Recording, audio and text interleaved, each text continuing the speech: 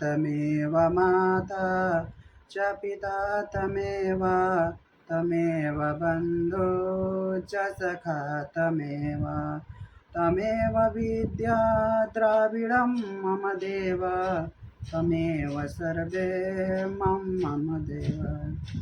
जय जय सिया बलरामचंद्र की जय। जय जय राधा कृष्ण की जय। जय जय पार्वती शिव की जय। जय जय पार्वती शिव की जय। ओम नमो नारायण। ओम नमो नारायण। ओम नमो नारायण नारायण।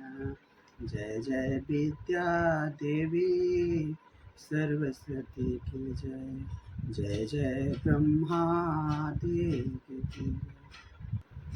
भजन और मंत्रोच्चारण के बाद अब हम जो हमारी कथा रह गई थी उस कथा को आज मैं वहीं से प्रारंभ करता हूँ। सहज चले सकल जग स्वामी मत मंजूवर कुंजित गामी चलत राम सब और नर नारी पुलक पुरी तन भय सुखारी बंदी पितर सुर सुकृति संभारे जो कुछ पुण्य प्रभाव हमारे तो शिव धनु मृणाल किनाई तो रहु राम गणेश गोसाई राम ही प्रेम समेत लखी सखी नहीं सम बोलाई सीता मातु स्नेह बस बचन कहई बिखलाई सखी सब कौतुक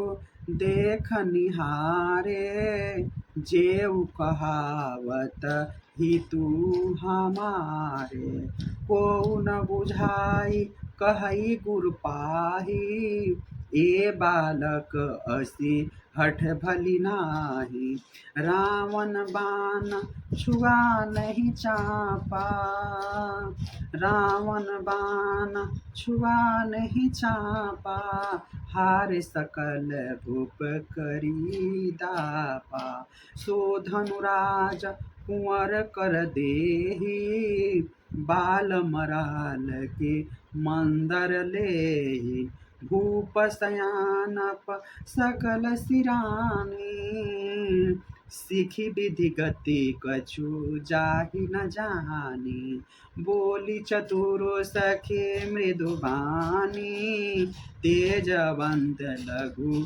गनियौ नरानी बोली चतुर सखी मृदुबानी तेजवंत लघु गनियौ नरानी। समस्त जगत के स्वामी श्री रामचंद्र जी मतवाले श्रेष्ठ हाथी सी चाल से स्वाभाविक हो चले और श्री रामचंद्र जी के चलते ही नगर के सब स्त्री पुरुष सुखी हो गए और उनके शरीर रोमांच से भर गए। उन्होंने पितर और देवताओं की वंदना करके अपने पुण्यों का स्मरण किया। यदि हमारे पुण्यों का कुछ भी प्रभाव हो तो वे गणेश गोसाई श्री रामचंद्र जी की शिव जी के धनुष को कमल की डंडे की भांति तोड़ दिया। श्री रामचंद्र जी को वात्सल्य प्रेम के साथ देखकर और सखियों को समीप बुलाकर सीता जी की माता स्नेहवश बिलख कर विलाप करते हुए ये वचन बोले, हे सखी, ये जो हमारे हितु कहलाते हैं वे भी सब तमाशा देखने वाले हैं। कोई भी इनसे गुरु विश्वामित्र जी को समझाकर नहीं कहता कि ये राम जी, ये जो बालक है, इनके लिए ऐसा हठ अच्छा नहीं है। जो धनुष रावण और बाण जैसे दिग्विजयी वीरों के हिलाए नहीं हिल सका, उसे तोड़ने के लिए मुनि विश्वामित्र जी का राम जी को आज्ञा देना और राम जी का उसे तोड़ने के लिए चल देना रानी जी को हठ जान पड़ा। जो माता सुनैना थी, तो माता सुनैना ने देखा कि जब इतने दिग्गज लोग थर्रा गए, इतने दिग्गज लोग जब इस धनुष को हिला न सके, तो ये बालक स्वरूप, ये नन्हा सा बालक, ये कैसे इस धनुष को तोड़ पाएगा। और माता जो सुनैना थी वो कह रहे थे कि विश्वामित्र जी को कोई समझा क्यों नहीं रहा है कि ये नन्हा बालक ये धनुष को कैसे तोड़ेगा, अब तो मेरी बदनामी होकर है। माता कभी कुमाता नहीं होती, माता हमेशा माता ही रहती। तो अगर माता के दिल में यह प्रेम जगा, प्रेम का यह डर था, इसलिए उन्होंने ऐसा बोला। इसलिए वे कहने लगी कि गुरु विश्वामित्र को कोई समझाता भी नहीं। रावण और बाणासुर ने जिस धनुष को छुआ तक नहीं और राजा घमंड करके हाथ हार गए, वही धनुष इस सुकुमार राजकुमार के हाथ में दे रहे हैं। हंस के बच्चे भी कहीं मंदराचल पहाड़ उठा सकते हैं, ये माता सुनैना ने कहा। और तो कोई समझा कर कहे या नहीं, राजा तो बड़े समझदार और ज्ञानी हैं, उन्हें तो गुरु को समझाने की चेष्टा करनी चाहिए। परंतु मालूम होता है राजा का सारी सेनापन समाप्त हो गई है। हे सखी, विधाता की गति कुछ जानने में नहीं आती, यूं कहकर रानी चुप हो गई। तब एक चतुर राम जी के महत्व को जानने वाली सखी कोमल वाणी से बोली, हे रानी, तेजवान को देखने में छोटा होना पर भी छोटा नहीं गिनना चाहिए। अगर कोई व्यक्ति छोटा है, चाहे वो किसी भी जाति धर्म का हो, अगर उसके पास ज्ञान है तो उसको कभी अपमानित नहीं करना चाहिए। वो व्यक्ति चाहे किसी भी जाति धर्म का हो, उसके पास अगर ज्ञान है, उसके पास तेजवान है, उसका हमेशा सम्मान करना चाहिए। ऐसी ही जो रानी की सखियां थी, उन्होंने कहा कि हे देवी सुनैना, अगर कोई तेजवान हो, धैर्यवान हो, बीरबल हो और वैसे व्यक्ति को उसके एज छोटा है, बालक स्वरूप है, इससे आपको चिंता नहीं करनी चाहिए। आगे क्या होता है, कह कुभंज कह सिंधु अपारा, सो से सजुस सकल संसारा, रवि मंडल देखत लघु लागा, उदयता सुतेरे भुवन तम भागा, मंत परम लघु जासु बस, विधि हरिहर सुनो सर्व, महात्मा गजराज कहऊ, बस कर अंकुश खरबा, काम कुसुम धनु सायक लीन है, सकल भुवन अपने बस कीन है, देवी तंजीव संसौस जानी, भंजब धनुष राम सुनु रानी। कहा, घड़े से उत्पन्न होने वाले छोटे से मुनि अगस्त्य और अपार समुद्र, किंतु उन्होंने उसे सोख लिया, जिसका सूर्यवश सारे संसार में छाया हुआ है। सूर्यमंडल देखने में छोटा लगता है, पर उनके हृदय होते ही तीनों का अंधकार भाग जाता है। उनकी जो सखिया थी, सुनैना रानी की जो सखिया थी, सुनैना रानी की सखियों ने कहा कि देखो देवी, जो अगस्त्य ऋषि थे, उनका जन्म एक घड़े से हुआ था, और उस घड़े से जन्मा हुआ जो अगस्त्य ऋषि थे, वो अपार समुद्र को सोख गए थे। वैज्ञानिक दृष्टि से देखा जाए तो उस समय में हमारे यहाँ यह पद्धति थी, सनातन हिंदू धर्म में यह पद्धति थी कि जिससे बच्चे को पैदा किया जा सकता था।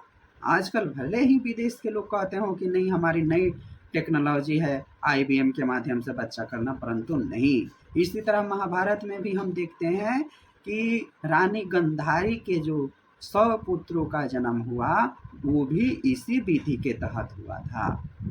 तो ये कहना गलत होगा कि जो ये पद्धति है वो वैज्ञानिक दृष्टि से बस विदेशों मुल्कों में ही था। हमारे यहाँ तो सनातन हिंदू धर्म में 5000 साल पहले ही था।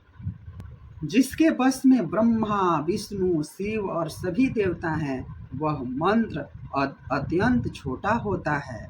महान मत वाले गजराज को छोटा या अंकुश बस में कर लेता है। कामदेव के फूलों का ही धनुष बाण लेकर समस्त लोगों को अपने बस में कर रखा है। देवी, ऐसा जानकर संदेह त्याग दीजिए। हे रानी, रामचंद्र जी धनुष को अवश्य ही तोड़ेंगे। ये सब जो सुनैना जी की सखियां थी, उन्होंने रानी को समझाया। सखी बचन सुनी भई प्रतीति, मिटा विषाद बढ़ी अति प्रीति। तब राम ही बिलोकि वैदेही, सभय हृदय बिनवती जेहि तेहि। मन ही मन मानव अकुलानी, हो प्रसन्न महेश भवानी। करहु सकल आपनी सेवकाई, करहित रहु चाप बरुआई। गणनायक बरदायक देवा, आजु लगे कि न हऊ तुम सेवा। बार बार बीनती सुनि मोरी, करहु चाप गुरुता अति थोरी।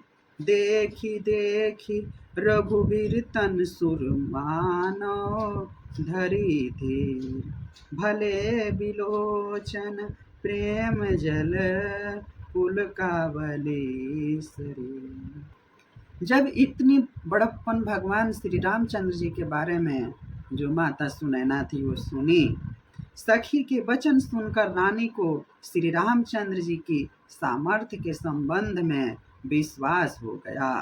उनकी उदासी मिट गई और वो श्री रामचंद्र जी के प्रति उनका प्रेम अत्यंत बढ़ गया। उस समय श्री रामचंद्र जी को देखकर सीता जी भयभीत हृदय से जिस तिस देवता से विनती कर रही है, वे व्याकुल होकर मन ही मन मना रही है, हे महेश, हे भवानी, मुझ पर प्रसन्न होइए। मैंने आपकी जो सेवा की है उसे सफल कीजिए और मुझ पर स्नेह करके धनुष के भारीपन को हर लीजिए। ये गुणों के नायक वर देने वाले देवता गणेश जी, मैंने आप ही के लिए तुम्हारी सेवा की थी। बार बार मेरी विनती सुनकर धनुष का भारीपन बहुत ही कम कर दीजिए। श्री रघुनाथ जी को और देखकर सीता जी धीरज धरकर देवताओं को मन्ना रही है। उनके नेत्रों में प्रेम के आंसू भरे हैं और शरीर में रोमांच हो गया है। इसी के साथ इस कथा को मैं यहीं पे रोकता हूँ। अगले वीडियो में मैं इसके आगे की कथा को लेके आऊँगा। आप सभी भक्तों ने सुना, इसके लिए आप सबको बहुत बहुत धन्यवाद। जय श्री कृष्ण, जय जय सीताराम।